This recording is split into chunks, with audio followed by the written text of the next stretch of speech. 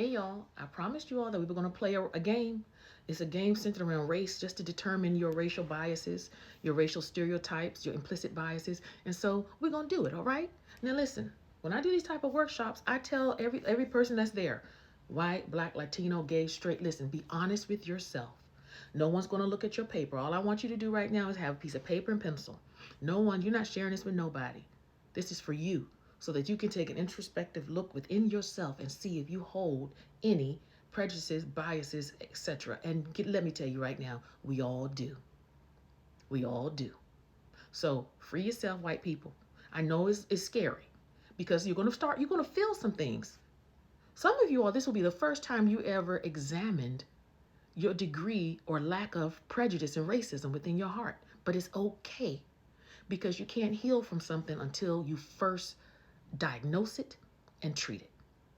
So right now we're in the diagnosing phase, okay? We're going to diagnose your level of prejudice, racism, and bigotry. And hey, black people, Latinos, Native American, everybody else, we all taking this, okay?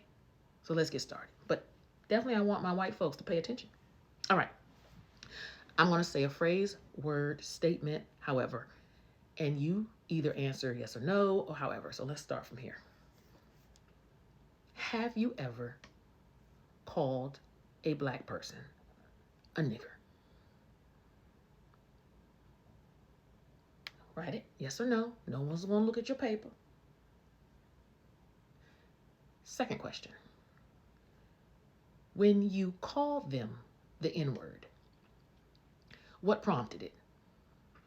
Think about the incident. What prompted it? Were you driving in your car? They cut you off? Were you in line in a grocery store and somebody stepped on your foot? A black person stepped on your foot? What was the scenario around the N-word being used? Or was it just around your dinner table because you grew up like that? Okay. If that word came out of your mouth in an emotion of anger, it's deep-rooted in you. There's a deep-rooted prejudice in you.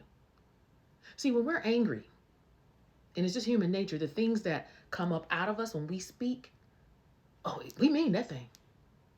We mean it. That's why words are so powerful, and that's why when you get in an argument, let's say with your spouse, especially if your tongue is as lethal as mine, you got to watch what you say. But if it's not in your heart, it won't come out. Okay? So, you've used the word. You used it in anger. I'm not talking about using it in a song. You used it in anger. You used it in anger because deep down inside, you have, and I don't know the degree of from a scale of 1 to 10, your level of prejudice, but it's there. All right, let's move on. This is a phrase. All Latino people are good for is manual labor, like cutting the grass and being maids. Do you agree that? Do you speak that? Do you say that? Do you verbalize it? Have you? Come on. We've been honest here. Nobody's looking at your paper. Have you ever said it? All. So when you see Latinos, you think that's all they're good for. If you think that, you got some prejudice and bigotry in your heart, because that's a stereotype. A stereotype is a thought, belief based on an untruth. That's stereotypical, because first of all people can't be all of anything. Second of all, just because you see that those are certain jobs, maybe those are jobs that they can get at the time. But again, not all of them. You have Latino doctors, lawyers, teachers. All right, let's go on. All Asians are good at math.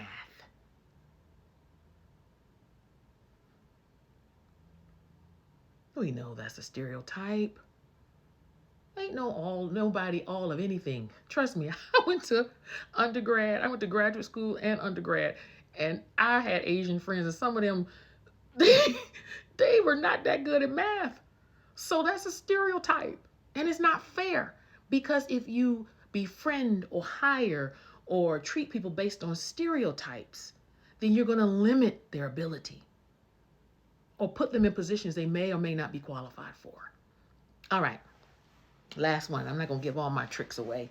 If you ever, in the middle of this, just to know, if you ever want to hire me to do a corporate workshop on diversity, equity, inclusion, or just being able to spot racism and prejudice and so many other workshops I can tailor it to your company's or corporation's need, contact me.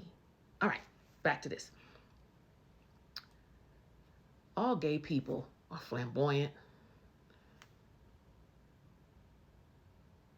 All gay people are flamboyant. They're so loud. They're so extra. Have you ever said that? You saw a gay person? They're so extra. Even in how you may say it is, they're so extra.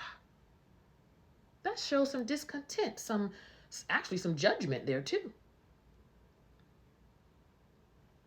So if that's how you feel, and if you were a hiring boss and you were working with HR and Jimmy came in flamboyant, but he had all the qualifications and brilliant, but you wouldn't hire him because of that, would you?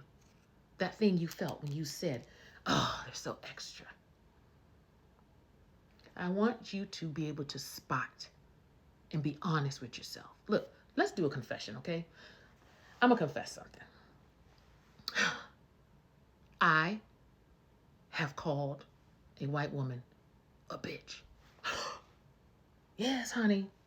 Driving in my car, this white woman looked me dead in my face and cut me off. And I said, that white bitch. Now, why didn't I just call her a bitch? Why did I have to put the color in it? Because something in here. I had to look at my heart, something in my heart. That something came from having been discriminated against so many times as a black female from some white women, not all.